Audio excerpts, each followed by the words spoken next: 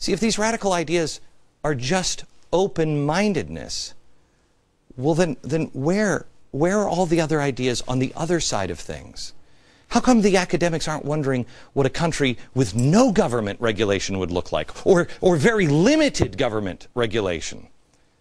It always seems to be a radical, progressive, giant, I mean Mao kind of state. I want to see if we can put this together here. We're looking for a group of people, I think we have it, who think there's a threat to the earth. We have it. They're all global warming people. They believe rich countries are the problem. We have that. Collapse the system. They're doing it. And control. Let's see if we can put this together. First of all, global governance. And I'm just going to use just the ones that you've probably seen before. But again, we're laying the foundation of something that you will not believe. Global government. Here is Andy Stern. Watch. We created global trade, we created global finance, we created global companies, but we forgot to create a global government, or a global organization, or global regulators, as Sakarsi is talking about now. I would happen to be at Davos, and I would say they're going to rename this year's Davos as the revenge of the countries over the companies.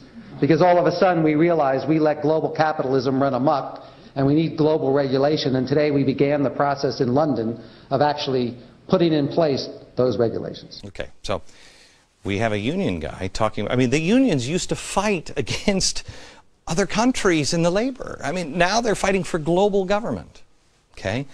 Maurice Strong, this is the guy who we've introduced you to, who's UN Central. I mean, this guy, look him up. Spooky dude.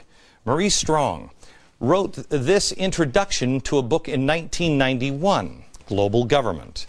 This interlocking is the new reality of the century, with profound implications for the shape of our institutions of governance, national and international.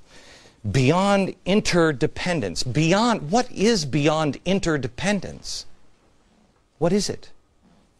He also says by the year 2012, these changes must be fully integrated into our economic and political life.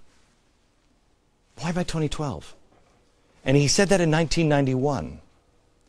The global governance advocates seem to settle on achieving their ends through environmentalism. Environmentalism, remember, and we've got almost everybody we find is into global government. I mean, the Clinton Global Initiative, all of it is global now. Now, they might say that this is a conspiracy theory because you're talking about a global government. But listen to the overwhelming evidence. Listen to any of them. They're all talking about global currency, global governance. Well, who runs it? Who runs it? Maurice Strong on environmentalism, because that's the next thing. You got to have a threat to the earth. He said this: the real goal of the Earth Charter is the fact, in fact, it will become like the 10 Commandments. He also said this. Watch.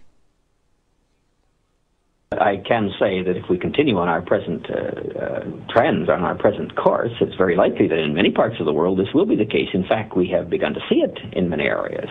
Now, licenses to have babies, incidentally, is something that I got in trouble for some years ago for suggesting, even in Canada, that this might be necessary at some point, or at least some restriction on the right to have a child. I'm not proposing this. I was simply predicting this as one of the possible courses that society would have to seriously consider should we get ourselves into this kind of situation. Okay, this is Zeke Emanuel's complete live system. This is John Holdren. I mean, this is not a crazy. Now he says, I'm not exactly what Zeke Emanuel said. I'm not proposing this. No, I'm not proposing. I'm just saying in case there's an emergency. So you've got, okay, this is, that's Cass Sunstein. Where's John Holdren? Whoops, we've got John Holdren. John Holdren said it as well. Now remember, John Holdren is our science czar. Our science czar. In 1977, John Holdren, in his science textbook, floated around population control ideas like A government might require only implantation of contraceptive capsule, leaving its removal to the individual's discretion, but requiring reimplantation after childbirth. Okay, that 1977. He said this, and he said this. It's the same story. And they're all cross-pollinating here. Again, not asking you to believe it, just explain the odds of this coincidence, okay? Explain the odds. Science czar, the earth is on fire. We've got to do whatever we have to. If we ever get to that point, we'll have to sterilize people or forced abortions. Same thing. Neither of them are proposing it, but just in case. And they also, wow, look at this. They also believe in the redistribution of wealth. Let's go there, because that's the next one. There's a threat, small group of people that believe there's a threat to the earth, and the rich countries are the problem, okay? And they got to collapse the system. We already know what they're doing. They're spending money, billions of dollars, globally. Globally, you and I know the Greece thing's not going to work. The market knows the Greece thing's not going to work. Why would we spend $1 trillion? Why? Why is Fannie and Freddie, why does Fannie and Freddie now have an open door to spending? Nobody even asks us anymore. They can spend whatever they want. Why?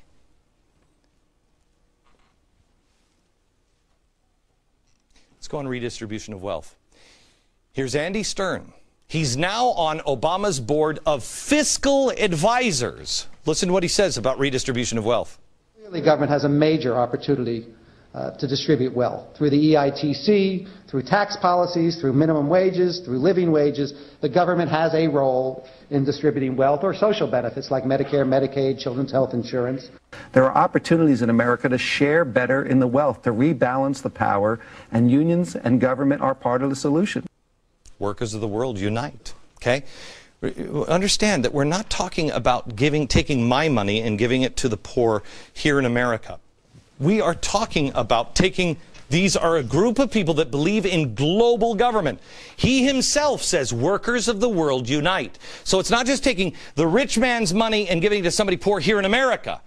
We're all the richest 10% in the world. If you live here, we all are the richest 10%. How about Obama himself? What does he say about it?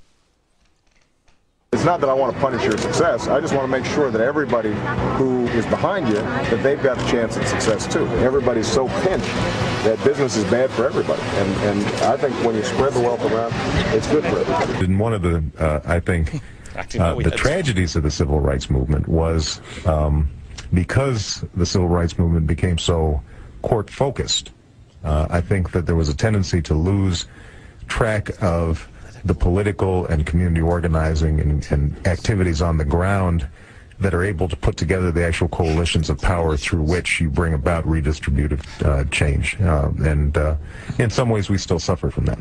Explain that. If you think we're going to keep America as it is, explain just that quote. With all of the things that you have seen, explain it. Have your friends explain it.